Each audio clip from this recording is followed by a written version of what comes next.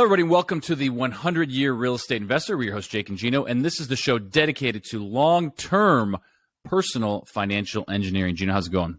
Jake, I am not doing as good as you are, my friend. Your hair is looking fresh. F-R-E-S-H, fresh. Dude, you get good days and then you get great days. And today is a great day for the hair. I sit back and I'm saying, damn it, for 41, you're doing pretty damn good, kid. That's all I got to say about that. But Gino, we got something even more important, slightly, maybe, kind of, I'm not sure, but we have a very exciting show today because we're talking about the 5 rules to building wealth. And it's not just about my hair, because this is the kind of stuff that can actually change your life, not just mine. Okay, we're not all blessed with good genes like this, so let's dive into the stuff that actually moves the needle for every day. The first one, the rules. Let's dive into the rules, because for me, building wealth has been a progression. It's been a lifelong journey for myself, and it was really elusive for so many years. And I thought there was these secrets, like you have to do something, and the house hack, and the 4-hour work week and all. And I think, well, every book that you read tells you it's the secret to building wealth, right? Everyone claims to have the secret. It's true. I agree. There is no secret. We're going to tell you the secrets right now because there are no secrets. But if you follow these 5 steps, I think the first one for me is it's mind belief. If you believe you can do it, you can do it. If you set your mind upon it, then you can do it. And I'll share my story. When I first started out, I graduated a long time ago from Fairfield University. It was a dream to become an accountant, to go into finance. I couldn't find a job. There were no jobs when I graduated. It sucked, the economy. So I ended up getting a job in corporate America downtown on John Street. 6 months after I got the job, the first Trade Center bombing occurred. And I looked at myself, I said, I don't want to be going down on this train an hour every single day, getting on the 6th train, the subway, going downtown. I said, this sucks. This is just like sucking my soul. I can't see myself creating wealth for somebody else, sitting in a cubicle, having that person tell me what to do, what not to do. I used to get yelled at because they used to say, Gino, you're not doing any work. And I'm like, well, John, if you don't give me any work, I'm going to sit here and do nothing, bro. It was the worst soul-sucking experience. That was before you could even hang out all day on TikTok and Instagram on your phone, right? You still were doing nothing. Dude, we didn't have Windows. The company was so damn cheap. It was AIG. I had nothing. We didn't have, forget cell phones. There was nothing to do. It was just, I was reading the newspaper, bro. And you get caught reading the newspaper. You can't be on your phone fooling around. I had the newspaper whipped out, the Wall Street Journal. But it was horrible. So I think the first step is really honing on yourself. There's a couple ways that you're going to be able to create wealth, whether you're getting into a job, getting into a business, investing in real estate, whole life. We're going to get into that. But for me, that very first step was I have to dedicate my life to creating wealth for myself and for my family. And how do I do that? The W-2 job for me was not the way to do that. Now, you can use the W-2 to start funding other things. That's a great way to do it. Because then I look at myself getting into the restaurant business right after that as, it really is a W-2 job because it's not a business. I'm working by myself. I'm a solopreneur. If I leave, there's no business left. But I was able to save money from that business and able to roll it into real estate and to other businesses that ultimately became financially free and ultimately created massive wealth for me. So, Gino, this is really interesting, and I'm going to prove the point that you made. Many people in life give up before they hit the goal. And I'm going to give 2 shining examples. One, Ray Kroc didn't become a millionaire till his mid-50s. If you don't know, founder of McDonald's. And absolutely crushed it. Multi-millionaire, revolutionized the fast food game. And the other one is another fast food gentleman, Colonel Sanders. Same thing with the Colonel. Delicious chicken, mid-50s, later in life. He might have been even in the 60s. I don't know. You Google that and find out. But here's the deal. Most people will just quit before they get there, settle for the W-2 job, get the 401k, and settle and move on with life and never reach their dreams and die. Okay? That sounds terrible. That sounds really depressing, but that's the truth. Now, Gino, you beat Ray Kroc and the Colonel. But you did have a restaurant. So what age were you when you actually became a millionaire? I was really good with money. We're going to talk about the second part, create the spending plan. I was excellent with money, but I was stuck. I was trading time for money. And at one point, the 2008 recession was a real big drawback for me. That really hurt me economically because my wealth is tied to my business. I bought a couple of investment properties. I lost it. So I would say I probably became a millionaire before I was 30, but then I stuck there. I was stuck. And then I started having children. And then all of a sudden my expenses started creeping up, but my income wasn't going any further. Actually, my income started dropping in the mid to late 2000s because of the recession. I didn't have any other income coming in. I didn't have any kind of streams of revenue. Okay. So you built it up to say $1.5 million, just for shits and giggles, whatever that was. Yes, say Gino's, Gino's mid 30s, he was worth $1.5 million. At what point, though, and because it could have been not 900,000, $1.5 million, but then the light bulb or the switch kicked in. What age were you before that started exploding and you became a multi-millionaire? Read the book Secrets of the Millionaire Mind in 2008. Yep. Opened my eyes up to my financial thermostat. My financial thermostat was set to make $200,000 a year. Yes. That was my thermostat. I'd make $250 one year. The next year I'd go down to $150, but it was always hovering there. 2013, Jake and Gino do their first deal.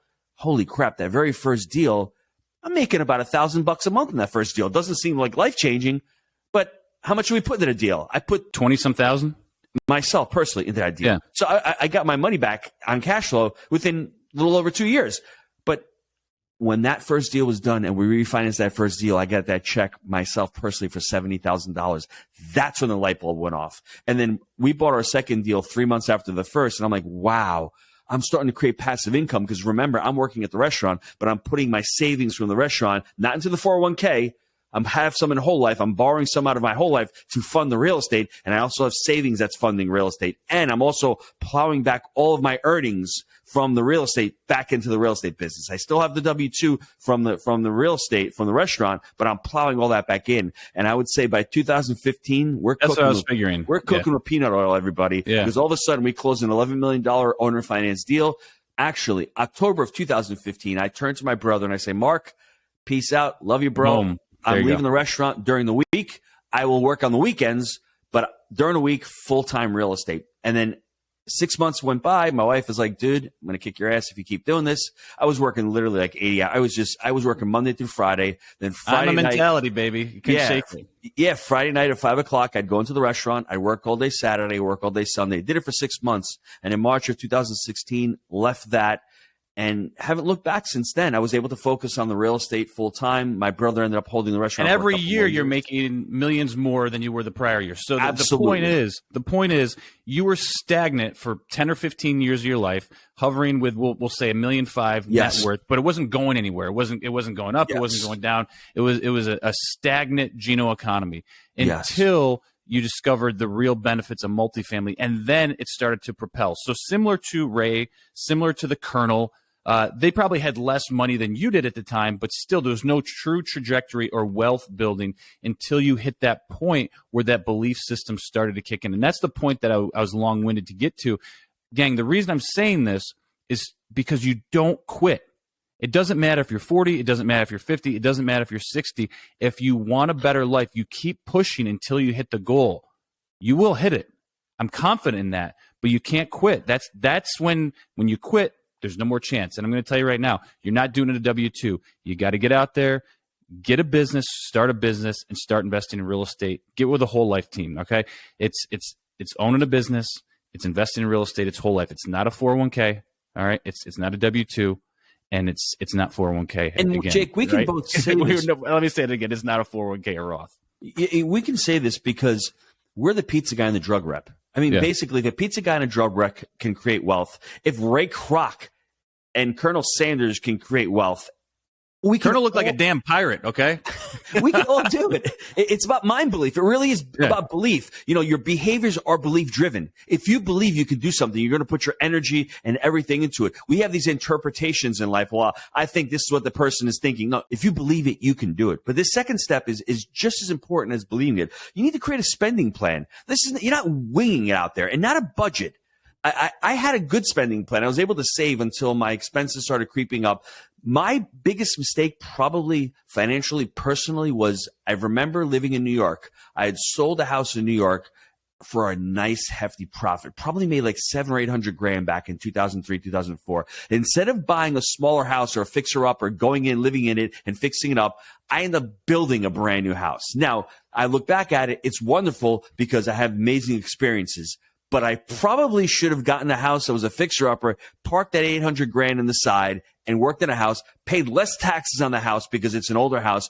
That was the biggest mistake. And I didn't have the spending plan because all of a sudden now my expenses are starting to balloon. My property taxes are more, my insurance is more, my lawn care, whatever, there's more. That was the thing. I didn't have a spending plan. I didn't understand where the money was flowing. Like, that's my whole thing. I didn't get money flowing. Oh, wow. Well, I you really didn't need that produce any car. new cash flow with it, right? It Yes. was dead money, right? Yes. It was no baby money soldiers. You were not creating any new baby money soldiers with that newfound wealth. Yes. That was the issue. Yes. And I think for us, having control of your money is going to allow you to save. That's the thing. I didn't have control of the money because all of a sudden I'm barely surviving. The third one, really important, Jake, is to use debt wisely. And that's one thing. I ended up going at that point, taking out lines of credit and doing stupid things. I had no mortgage on the property, believe it or not. But then I started taking out and I started investing in stupid things that I didn't understand. And I lost the money. And I think even more important than that, Gino, is business debt and personal debt.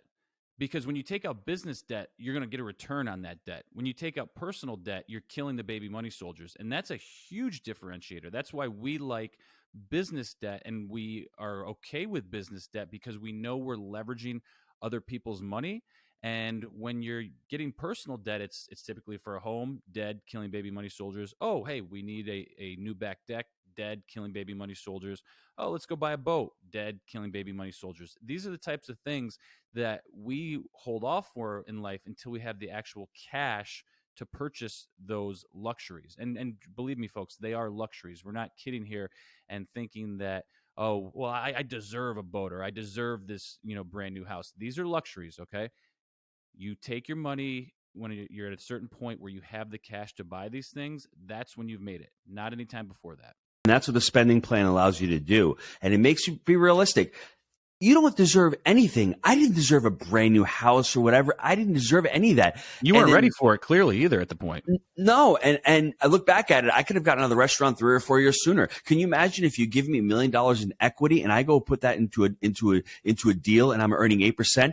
That's $80,000 a year that I'm making. Can you That's imagine if you money. gave Gino today that $800,000 versus Gino then the $800,000? How's that money get invested at that point? That's a big difference, my friend. Yeah, huge. So understand the difference between personal and business. You're levering your business for your personal life. Don't go out and accumulate a ton of personal debt. Now, this next one, number 4, this was massive. And this is the way I've taught my wife about investing in real estate. You're saving your money to invest in an asset. You don't save your money for an event. Now, what do I mean by that? The 401k is derived to say, I'm going to save for retirement. Take the money that's in your 401k, buy an asset, and that asset will pay for the event. And when that event is over, all of a sudden, you still have the asset. Our very first deal that we did back in 2013, I've put 1 3/4 children through college with that first asset. Michael's almost done. He's got another year left. After he's done, guess what? That thing is still printing money. And hopefully the other ones don't go to college. I'm struggling with the third one. I don't think she wants to go, and okay. It may be a good thing. But the point is, if I Send had her to that Jakey University, I'll teach her. if I had the 529, dude, you're probably more expensive. I can't afford you, bro. If I had a 529, family discount. The 529 we're playing would have been gonzo. Goodbye, 529. But guess what? I still got the asset that's producing cash flow, and it's appreciating in value. So that was the aha moment for me. I stopped putting money into a 401k. I actually started putting money into my whole life policies because I knew the time value of money, that if and when the opportunity came, I didn't have money in the banking system. Boy, I looked like a genius 20 years ago. I'm looking even smarter now. I didn't have that money in the banking system making 1 or 2%. I didn't have a 401k that was locked there till I'm 59 and a half. I had the money there. So when Jakey Poo sent the deal over to the G-Dad over here, I could pull the money out and we can go invest. So saving money to invest in an asset is key to creating wealth. And I'm just going to reiterate what the G-Dad said. You're not saving for an event in life. You're saving for the asset so the asset or assets can take care of those life events and continue long after those events have passed and the excitement and everything for the wedding or the college has long since passed. So very important point, Gino. And Jake, this last one, the 5th one, is build relationships. Have you ever noticed that people who are really wealthy are always talking about masterminds. They're always talking about going to events. They're always talking about getting on podcasts. They're always talking about sharing. They've got a great relationship. They can pick up their phone and go, I can ask a person who's wealthy and go, hey, do you have a plumber for me? Yep, I got that contact. I got that contact.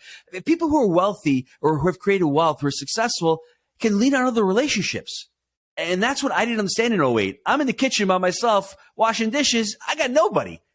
I mean, the guy with the great hair there, he was my first real contact, my first real connection. And all of a sudden, I start creating a mastermind with him. And then we start branching out. We meet our next partner. And then we meet, our brokers. And we start meeting all these other people. Eventually, we syndicate. We have investors as well. But building relationships is so underestimated when you're creating wealth. And most of us want to do it all by ourselves, the I'm a mentality.